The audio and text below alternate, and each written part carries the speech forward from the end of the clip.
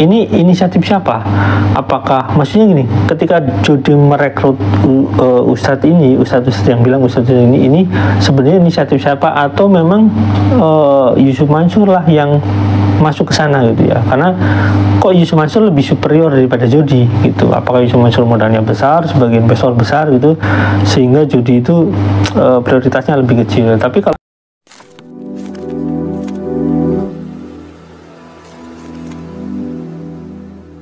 Assalamualaikum warahmatullahi wabarakatuh. Welcome back to my channel Detektif D. Ya teman-teman, ada yang berkomentar, kenapa sih bilang mungkin gitu. Jadi gini ya, saya perlu menjelaskan tentang perspektif hukum. Nah, sebagai orang yang pernah belajar bahasa hukum, saya ngerti bagaimana memposisikan sebuah case gitu ya dengan hukum yang ada di Indonesia. Indonesia itu hukumnya praduga tak bersalah. Tapi kita bisa bicara tentang sesuatu hal yang pasti gitu ketika subjek hukumnya ada. Jadi gini, ketika kita bertanya kepada orang yang meyakini dan mempunyai bukti bahwasanya itu benar, orang itu boleh meyakini sesuatu hal yang ya bisa dikatakan tuduhan gitu ya. Karena dia punya buktinya. Jadi tuduhan itu bukan sekedar tuduhan karena ada bukti. Tapi ketika saya bilang mungkin, walaupun saya punya data, karena saya bukan subjek hukum pertama, jadi subjek hukum yang maksudnya yang saya miliki itu ya data yang dari pihak lain, dan saya juga bukan subjek hukum yang bermasalah dengan ke situ, makanya saya tidak perlu mengatakan suatu hal yang sifatnya tuduhan. Jadi gini, kalaupun misalkan ya segini, ada orang mencuri, misalkan ada orang mencuri namanya Ucup, misalkan ya, ada orang mencuri namanya Ucup, terus dia ketangkap sama si pemiliknya, misalkan pemiliknya nanti Pak Ustadz gitu ya. Nah, si Pak Ustadz ini bilang, karena ada subjek hukumnya, ada buktinya, dia bilang, wah itu malingnya, dan ini buktinya. Dia bisa bicara tentang seperti itu. Ketika saya bertanya kepada Pak Ustadz, benar nggak sih Ucup itu maling? Benar, itu boleh.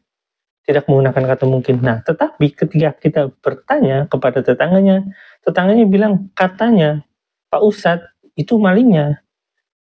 Mungkin ya bisa saja, karena Pak Ustadz kan yang memergoki gitu. Jadi teman-teman harus memahami perspektif umum. Jadi kalau misalnya kita hidup di Indonesia, kalian tidak boleh asal nuduh walaupun ada buktinya ketika kalian bukan subjek hukumnya. Jadi subjek hukum itu ada orang, ada lembaga. Ya, saya kasih pembelajaran sedikit ya teman-teman. Ada orang, ada lembaga, dan itu merupakan subjek hukum. Misalkan bank itu subjek hukum ya. Jadi ketika ada CIMB menggugat Yusuf Mansur, itu CIMB sebagai subjek hukum menggugat Yusuf Mansur. Jadi objek hukumnya apa? Objek hukumnya itu uang yang digelapkan misalkan gitu ya. Kalau menurut kasusnya ya uang pinjaman ya yang digelapkan oleh PT Adi Padat Perkasa gitu ya. Nah, ketika saya ngebahas tentang kaitan, ini saya kembali ke materi. Ketika saya membahas tentang kaitan Jody dengan Yusuf Mansur, ketika saya menggunakan kata mungkin, walaupun faktanya saya punya berkasnya, yaitu Yusuf Mansur ketika masuk di warung grup itu, atau misalkan di Warustik itu, dia membuat warung grup ya, itu di tahun 2010 itu memang ada data dan faktanya gitu ya teman-teman. Tapi saya menggunakan kata mungkin karena saya bukan subjek hukumnya. Ketika saya bertanya kepada korban yang berkaitan dengan itu, misalnya kayak korban JBN, saya boleh bertanya, dan penjawab ini boleh menyebutkan bahwasanya ya saya ditipu oleh Yusuf Mansur, itu boleh karena dia punya datanya gitu ya teman-teman. Nah, berkaitan dengan ketika saya mengucapkan 2010 Yusuf Mansur bukan bergabung, menurut saya kemungkinannya adalah Jody yang mengajak. Nah, saya sudah pernah membacakan ini di video sebelumnya, saya biar lebih enak, lebih simpel ya teman-teman, karena sebagai bukti bahwasanya saya sudah mengulas lama tentang fakta ini. Ya teman-teman, lihat dulu video, yuk check it out. Teman-teman, di sini saya akan membacakan sebuah profil ya. Ini di tahun 2012 bulan 24 Juni. Warung Steak and Shake profil. Warung Steak and Shake pertama kali didirikan oleh Haji, di sini Haji ya, Jody Prasetyono dan istrinya pada tahun 2001. Ini sesuai di sini ya, walaupun ada yang menyebut 2000 kalau nggak salah itu. Jadi saya nggak tahu mana yang benar. Mereka berdua berprofesi sebagai dosen di salah. Ini di sini tulis mereka berdua ya. Sejak awal didirikan, pasangan pendiri memang dijeli dalam melihat peluang yang ada, dengan sengaja menjaring target kalangan mahasiswa dan pelajar. Setelah usaha mereka mulai berkembang di kota-kota besar lain hingga akhirnya mencapai 32 outlet di tahun 2009, salah satu outletnya adalah yang terletak Jalan Margonda Raya nomor 326 Depok, yang mulai dibuka 25 Januari 2024. Karena tidak dapat lagi memperpanjang kontrak, Warung Steak and Shake membeli tanah di Jalan Margonda Raya nomor 289 Depok tanggal 2 Januari 2009 ya teman-teman. Saya pernah ke Depok ya untuk mencari yang katanya di Kelapa Dua Village itu. Di sana juga ada warung steak teman-teman. Ini 2009 ya di sini ya. Jadi 2009 itu sudah ada 32 cabang. Nah, kenapa itu besar? Jadi kita nanti ambil profil yang lainnya. Produk yang dijual sesuai dengan nama tempatnya. Menu utama yang ditawarkan adalah steak.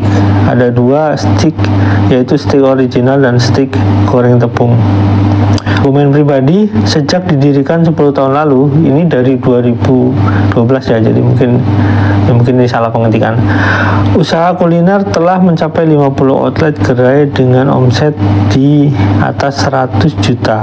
Jadi di 2012 ini katanya sudah 50 outlet ya. Omset 100 juta per bulan untuk setiap gerai. Lantas apa hubungannya dengan pengajian dan rumah tafis? Mendengar ini rumah tafis ya teman, mendengar kata steak akan teringat makanan khas Eropa yang mahal harganya, namun itu tidak berlaku di warung Steak and Shake ya, karena steaknya juga steak-steakan ya. Kayak di sini profilnya masih sama seperti yang dulu, tapi ini ada profil menarik teman-teman. Jual motor untuk modal usaha. Sukses yang diraih Warung Group. Nah, ini diraih Warung Group nih teman. Sukses yang diraih Warung Group tidak lepas dari keuletan dan tangan dingin sang owner, pemilik Jody Prasetyono, dengan bakat wirausahanya yang dimilikinya. Sejak lulus SMA tahun 1993, Jody telah mencoba berbagai macam usaha, mulai bisnis parcel susu segar, roti bakar, hingga kaos partai. Nah, ini mungkin ada kaitannya dengan video-video itu ya. Tahun 1997, Jody terlibat mengurusi usaha obong steak milik orang tuanya. Ia diminta menangani obong steak dan memasarkan ke teman-teman kuliahnya, tapi sayangnya tidak ada yang datang karena harga cukup mahal dan tidak terjangkau oleh kantong mahasiswa. Nah, ini tentang obong steak teman-teman. Jadi memang Jody itu sudah punya usaha sebenarnya. Jadi kalau profilnya tiba-tiba diturunkan modal kayak warung, kayaknya enggak rasional ya. Kenapa? Karena ya orang tuanya sudah punya obong steak dan tiba-tiba Jody buka warung steak, ya pasti ada kaitannya lah gitu. Cuma karena dia ingin mengambil profil yang lebih ini mungkin ya, lebih low agar dia kelihatan hebat gitu. Jadi nggak bawa nama keluarga. Tapi kan faktanya obong steak itu sampai sekarang masih ada dan masih dikembangkan. Dan kita lanjut ya. Ini berkaitan dengan ustadz ya. Para ustadz ini saya di di profil yang berbeda. Para ustadz yang saya ajak bergabung ini mungkin kata Jody dengan usaha kuliner ini dengan harapan usaha ini memperoleh doa dan berkat terang Jody saat ditemui suara Hidayatullah di rumah tafis miliknya di Deresan Yogyakarta. Spiritual company mengelola 1000 karyawan bukanlah hal mudah dan itulah yang dirasakan merasakan judi, yang merasa kewajiban untuk ikut memberdayakan karyawan yang berasal dari berbagai latar belakang sosial dan budaya tersebut. Jadi memang kalau ini ya, ini bahasanya saya nggak tahu ini judi ngajak ke rumah Tafiz atau judi itu mengajak Yusuf Mansur sebagai ustadz. Itu memang yang punya inisiatif judi dalam membuka cabangnya itu mengajak Yusuf Mansur. Jadi judi mungkin dulu cabangnya kecil-kecil gitu ya, tempatnya nggak besar karena ya seperti itulah. Tahun 2010, Warung Group mulai menawarkan program menarik bagi karyawan bagi yang mampu menghafal Al-Quran minimal 4 surah pilihan akan diikutkan umroh dan haji gratis. Tahun 2010 teman-teman.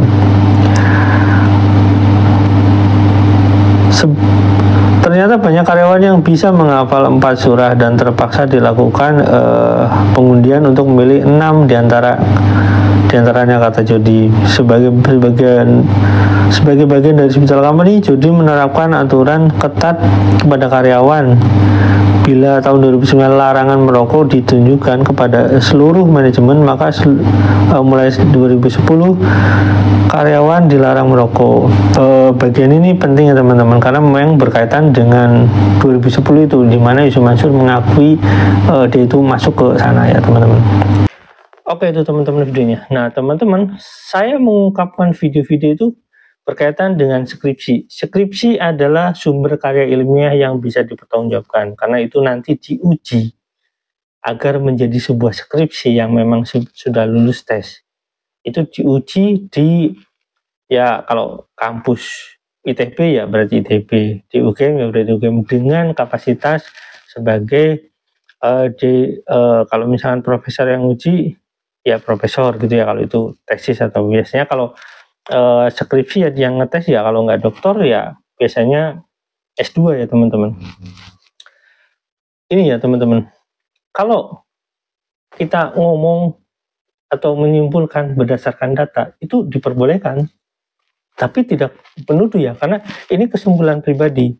Jadi ketika saya katakan berdasarkan video yang saya bacakan, berdasarkan data yang saya bacakan dan divideokan itu jelas ya bahwasanya pada awalnya Jody ini nggak cuma mau merekrut Yusuf Mansur gitu ya. Jadi Jody ini menawarkan ke beberapa ustadz yang nggak perlu saya sebutkan karena ini sudah pasti bahwasanya yang masuk Yusuf Mansur. Beberapa ustadz yang mana mengakibatkan ya Yusuf Mansur masuk ke dalam Warustik.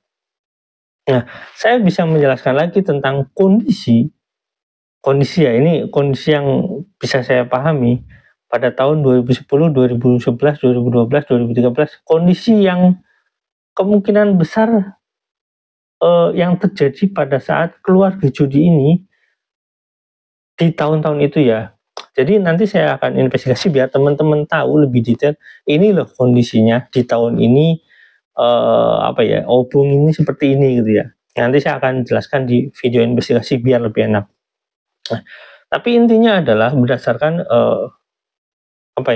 data-data yang saya baca dan saya ungkapkan itu Jody itu yang mencari Yusuf Mansur. Dan kenapa kok ketika ditawarkan ke beberapa ustadz ternyata cuma Yusuf Mansur yang bergabung? Nah, kemungkinannya, ini kata kemungkinan karena saya bukan subyek hukumnya, kemungkinannya, dan itu perlu penjelasan yang detail daripada mereka yang terlibat langsung gitu ya. Kemungkinannya adalah ketika Yusuf Mansur bergabung di sana, Yusuf Mansur tidak memperbolehkan Jody ini untuk menerima investasi dari tempat lain. Oleh karena itu, Yusuf Mansur membuat grup, Warung Group jadinya ya. Dan yang pastinya adalah Yusuf Mansur bergabung dengan Jody, ini adalah sebuah kepastian. Yang belum pasti, yang perlu kita menerima jawabannya dari pihak mereka. Ini Jody yang menawarkan atau Yusuf Mansur yang masuk? Nah, kalau berdasarkan data yang saya terima adalah Jody yang menawarkan Yusuf Mansur masuk ke sana. Dan kemungkinan besar Yusuf Mansur yang tidak memperbolehkan judi menerima investasi dari tempat lain gitu ya, atau misalkan dari pihak lain, karena itu tidaklah di franchise itu teman-teman. Nah, kalau dua kemungkinan itu terjadi, jadi intinya Jody dengan Yusuf Mansur itu tahu persis sama-sama apa yang terjadi di tahun 2010, 2011, 2013 gitu ya teman-teman. Dimana tidaklah mungkin Jody tidak mengetahui kondisi Yusuf Mansur ketika dia bermasalah dengan orang-orang yang berinvestasi. Contoh misalkan ya, patungan usaha. Jody itu adalah direktur Hotel City, yang dimana itu duit masyarakat yang di sana gitu ya. Jadi Jody tahu persis kalau misalkan ketika 2010 Yusuf Mansur itu sedang kelimpungan, walaupun sebenarnya dia nggak kelimpungan karena nggak peduli, dia bilang kan dia nggak peduli gitu ya dengan para korban itu. Dia kelimpungan misalkan ya, benar-benar kelimpungan, Jody itu tahu gitu ya teman-teman. Jadi kalau misalkan uang investasi batubara masuk ke Jody, kemungkinan besarnya Jody itu tahu uang itu adalah uang-uang investasi daripada JBN. Kemungkinan Jody tahu kalau misalkan itu memang benar ya uang dari sana. Bisa jadi uang investasi lain yang masuk ke Yusuf Mansur itu diinvestasikan ke sana gitu ya teman-teman. Jadi keterlibatan Jody ya bisa dikatakan pasif boleh gitu ya. Bisa dikatakan aktif juga boleh. Kenapa saya katakan aktif? Karena faktanya patungan usaha itu ya Jody sebagai direkturnya di Hotel City itu berarti aktif gitu ya teman-teman. Oke, saya akan bahas lagi kondisi-kondisi yang melibatkan judi di tahun-tahun itu ya teman-teman. Sampai sini jangan lupa share dan komen, jangan lupa juga share. Wassalamualaikum warahmatullahi wabarakatuh. Bye.